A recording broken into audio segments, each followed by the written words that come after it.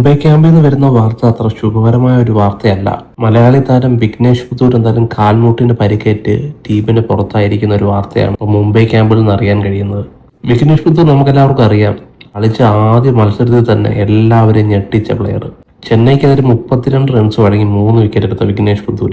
അത് കഴിഞ്ഞ് KKR-നെതിരെ 1 വിക്കറ്റ് എടുക്കുന്നു, LSC-ക്കെതിരെ 1 വിക്കറ്റ് എടുക്കുന്നു, RCB-ക്കെതിരെ 1 വിക്കറ്റ് എടുക്കുന്നു. നല്ലൊരു പെർഫോമൻസ് കാഴ്ചവെച്ച എന്തായാലും വിഘ്നേഷ് പുത്തൂർ മുംബൈ സ്ക്വാഡിൽ നിന്ന് പുറത്തായിരിക്കുകയാണ്.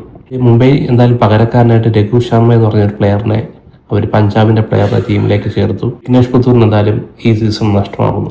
നോക്കുമെങ്കിൽ മുംബൈ വളരെ മനോഹരമായി കളിച്ച 5 മത്സരങ്ങൾ അവസാനത്തെ മത്സരം ജയിച്ചിരിക്കുന്നു. ഇന്ന് രാജസ്ഥാനെതിരെ ഒരു മത്സരം ഉണ്ടായിരുന്നു.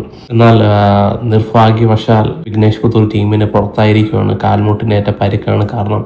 അല്പം ഗുരുതരമാണെന്നാണ് പറയുന്നത്. അതാണ് ടീമിന് പുറത്തേക്ക് പോകാനുള്ള വഴി തുറന്നത് പുള്ളിക്ക്.